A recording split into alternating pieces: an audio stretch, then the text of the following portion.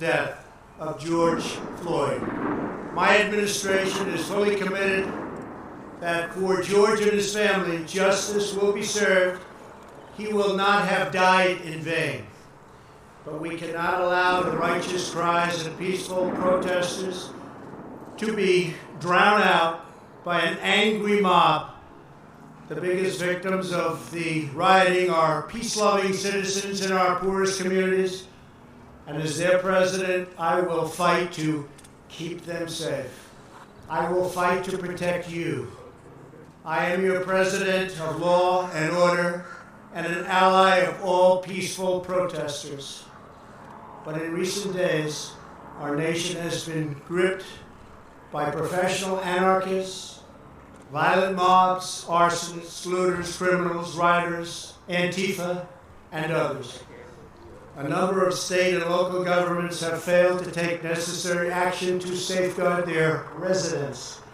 Innocent people have been savagely beaten, like the young man in Dallas, Texas, who was left dying on the street, or the woman in upstate New York viciously attacked by dangerous thugs. Small business owners have seen their dreams utterly destroyed. New York's finest have been hit in the face with bricks. Brave nurses who have battled the virus are afraid to leave their homes. A police precinct has been overrun. Here in the nation's capital, the Lincoln Memorial and the World War II Memorial have been vandalized. One of our most historic churches was set ablaze. A federal officer in California, an African-American enforcement hero, was shot and killed. These are not acts of peaceful protest. These are acts of domestic terror. The destruction of innocent life and the spilling of innocent blood is an offense to humanity and a crime against God. America needs creation, not destruction. Cooperation, not contempt. Security, not anarchy. Healing, not hatred. Justice, not chaos. This is our mission, and we will succeed. 100%, we will succeed. Our country always wins. That is why I am taking immediate presidential action to stop the violence and restore security and safety in America.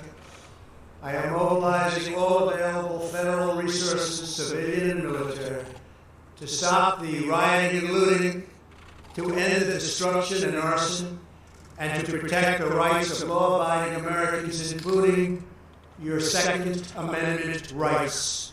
Therefore, the following measures are going into effect immediately. First, we are ending the riots and lawlessness that has spread throughout our country.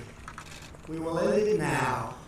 Today, I have strongly recommended to every governor to deploy the National Guard in sufficient numbers that we dominate the streets. Mayors and governors must establish an overwhelming law enforcement presence until the violence has been quelled. If a city or state refuses to take the actions that are necessary to defend the life and property of their residents, then I will deploy the United States military and quickly solve the problem for them. I am also taking swift and decisive action to protect our great capital, Washington, D.C.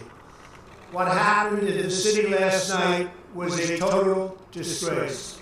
As we speak, I am dispatching thousands and thousands of heavily armed soldiers, military personnel, and law enforcement officers to stop the rioting, looting, vandalism, assaults, and the wanton destruction of property.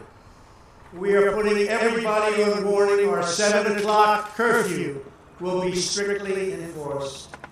Those who threaten innocent life and property will be arrested, detained, and prosecuted to the fullest extent of the law.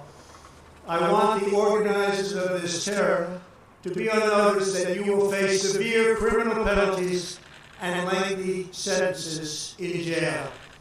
This includes Antifa and others who are leading instigators of this violence.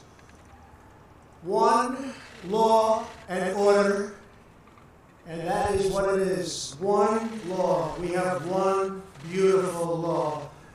And once that is restored and fully restored, we will help you, we will help your business, and we will help your family.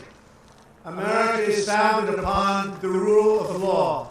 It is the foundation of our prosperity, our freedom, and our very way of life. But where there is no law, there is no opportunity. Where there is no justice, there is no liberty. Where there is no safety, there is no future. We must never give in to anger or hatred. If malice or violence reigns, then none of us is free. I take these actions today with firm resolve and with a true and passionate love for our country. By far, our greatest days lie ahead. Thank you very much, and now I'm going to pay my respects to a very, very special place. Thank you very much.